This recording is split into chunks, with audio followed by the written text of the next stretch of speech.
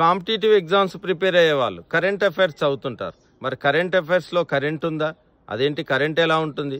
Current అంటే అర్థం ఏంటి? కరెంట్ అంటే ఎలక్ట్రిసిటీ అంటారు, కానీ కరెంట్ అంటే ఫ్లో.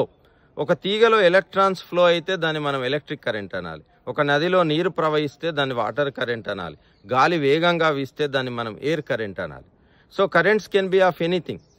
సో ఇప్పుడు పీలుస్తున్న గాలి నిన్న లేదా మొన్న ఇంకా కొన్ని రోజుల క్రితం అది ఏ దేశంలోనో ఏ కాంటినెంట్లోనో ఉండొచ్చు. మీరు ఒక సముద్రంలో స్నానం చేస్తున్నారనుకోండి, ఆ సముద్రంలో ఉన్న నీరు ఆ సముద్రం నీరు అయి ఉండకపోవచ్చు. అది కొన్ని శతాబ్దాల క్రితము వేరే ఇంకొక మహాసముద్రం నుంచి ఇక్కడికి వచ్చి ఉండొచ్చు. అంటే భూగోళం మీద గాలి కానీ లేదా సముద్రాల్లో నీరు కానీ ఒకచోటు ఉండదు. ఉష్ణోగ్రత, టెంపరేచర్ మరియు డెన్సిటీ, అదే వాటర్లో అయితే సెలైనిటీ వల్ల ఒక చోటు నుండి ఇంకొక చోటుకి వెళ్తుంది. అంటే ఇప్పుడు నేను వదిలిపెట్టిన గాలి ఏ పాకిస్తాన్కో ఏ శ్రీలంకకో వెళ్ళదన్న గ్యారంటీ లేదు. ఎందుకంటే భూమి లేదా మన భూభాగానికి ఎలాంటి గోడలు లేవు. గాలి ఒక దేశం నుంచి ఇంకో దేశానికి వెళ్ళడానికి దానికి వీసాలు, విమానాలు అవసరం లేదు. మరి ఇంతే కాకుండా గాలి కానీ వాటర్ కానీ ఇట్లా సుడిగుండాల్లాగా తిరుగుతుంటుంది. లేదా ఒక చోటు నుండి ఇంకొక చోటుకి డిఫ్లెక్ట్ కావడానికి ఇంకొక కారణం ఉంది ఫిజిక్స్లో. దాన్ని మనం కొరియాలిస్ బలం అంటాం. సో కొరియాలిస్ బలం నార్థన్ హెమిస్ఫియర్లో రైట్ సైడ్ పనిచేస్తుంది, అంటే డిఫ్లెక్టింగ్ ఫోర్స్.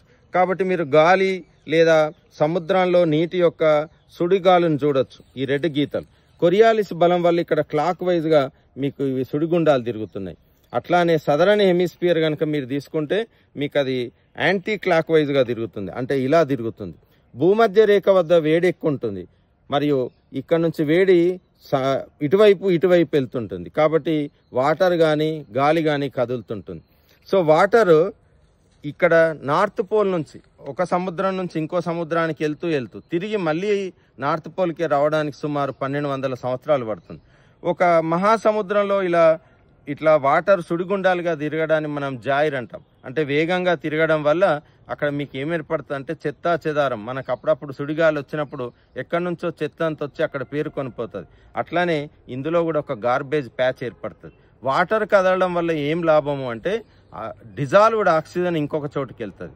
అట్లానే న్యూట్రియంట్స్ అంటే అడుగు భాగంలో నుంచి పోషక విలువలు చేపలకు వాటికి ఆహారంగా రావడానికి ఉపయోగపడుతుంది. మనం ఈ వాటర్ కరెంట్ అంటే గ్లోబల్ కన్వేయర్ బెల్ట్ వల్ల ఇంకొక ఉపయోగం ఉంది. అదేంటి అంటే సముద్రాలు ఆల్రెడీ కార్బన్ సింక్గా పనిచేస్తాయి. అంటే కార్బన్ అబ్జార్ప్షన్, అంటే కార్బన్ డైఆక్సైడ్ను సముద్రాలు తీసుకొని స్టోర్ చేయడానికి ఇది మరింతగా ఉపయోగపడుతుంది.